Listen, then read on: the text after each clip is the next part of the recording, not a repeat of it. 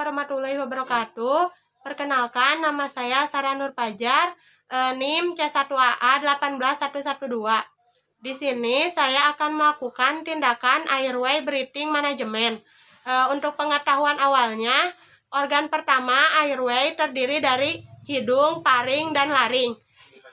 Dan untuk tanda jalan napas yang bersih adalah ditandai dengan tidak adanya suara napas tambahan seperti snoring, gargling, dan crowing.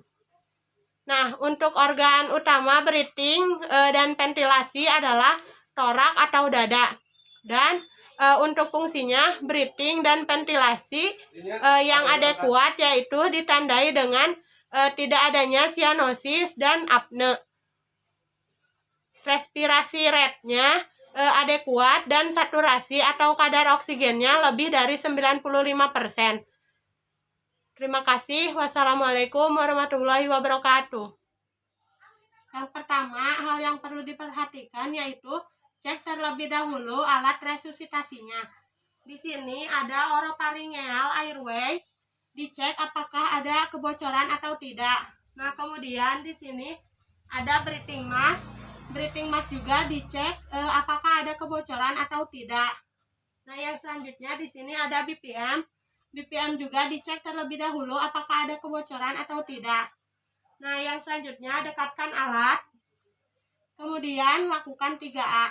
Yang pertama, aman diri, yaitu menggunakan masker, kemudian mencuci tangan,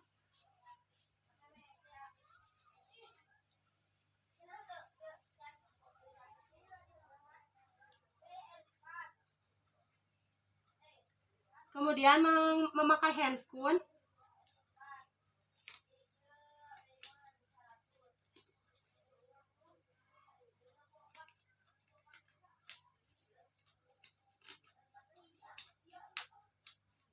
kemudian yang selanjutnya yaitu aman pasien.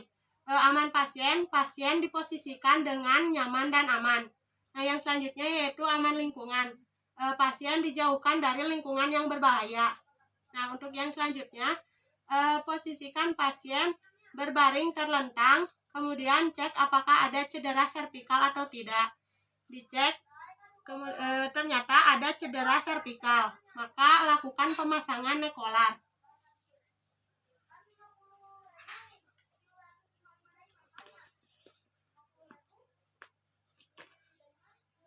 Kemudian cek kemampuan bicara pasien. Karena pasien tidak sadarkan diri, maka tidak ada respon. Dengan kondisi seperti ini, maka kita lakukan cek look, listen, dan feel. Look, lihat apakah ada benda asing di jalan napas. Ada. Kemudian listen, yaitu dengarkan suara napas. Ternyata terdengar seperti mengorok. Suaranya seperti snoring dan gargling. Nah, kemudian feel, yaitu rasakan hembusan napas. Ternyata ada hembusan napas. Nah, dengan kondisi seperti ini, maka kita bisa melakukan airway secara manual, tidak menggunakan alat, yaitu dengan metode chin lip, dengan mengangkat dagu pasien ke atas menggunakan kedua tangan kita. Nah, yang selanjutnya airway sementara dengan alat oropharyngeal.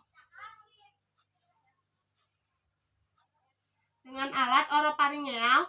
Nah, alat oropharyngeal ini dimasukkan ke dalam mulut, lalu diposisikan terbalik setelah masuk ke dalam.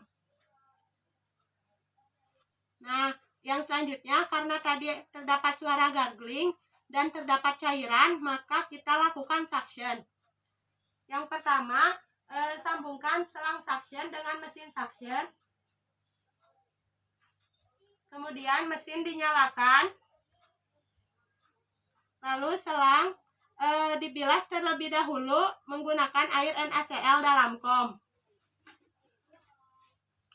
Setelah dibilas, berikan pelumas gel supaya mudah saat dimasukkannya.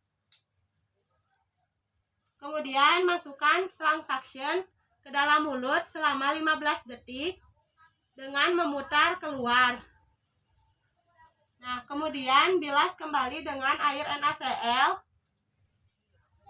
Lalu lihat apakah masih ada cairan atau tidak.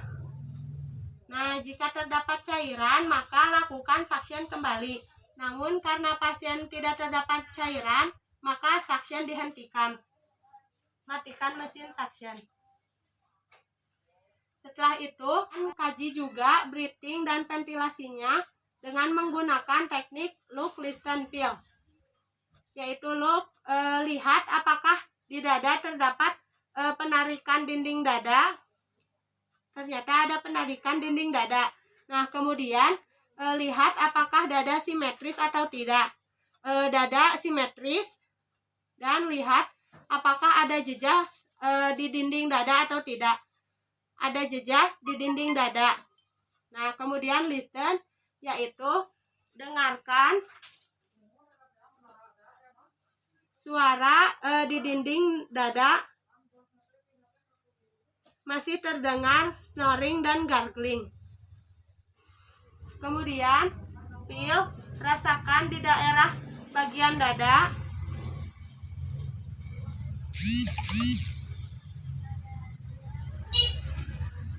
Nah, pasien mengalami sianosis, maka lakukan pemasangan breathing mask. Lalu tarik talinya ke belakang. Nah, karena pasien mengalami apne, maka breathing mask diganti menggunakan BPM. Lepas terlebih dahulu breathing masknya, kemudian pasang BPM-nya. Pasang BPM dengan 20 kali tiup. 1, 1000, 2000, 3000, 4000, 5000, 2, 1000, 2000, 3000, 4000, 5000, sampai 20 kali tiupan. Nah, pasien juga mengalami tension pneumotorak. Maka kita harus melakukan tindakan needle torakosintesis dengan menggunakan jarum aboket dengan ukuran 14. Yang pertama, kita tentukan terlebih dahulu mid claviculanya. Lalu cari ICS kedua dan ICS ketiga. Karena untuk pemasangan needle ini dilakukan di antara ICS kedua dan ICS ketiga. Sebelumnya, bersihkan terlebih dahulu daerah yang akan dimasukkan aboket menggunakan kapas alkohol. Kemudian, pasang aboket, lalu lepas needle-nya, lalu fiksasi. Karena pasien tidak sadarkan diri, maka respon pasien tidak dievaluasi.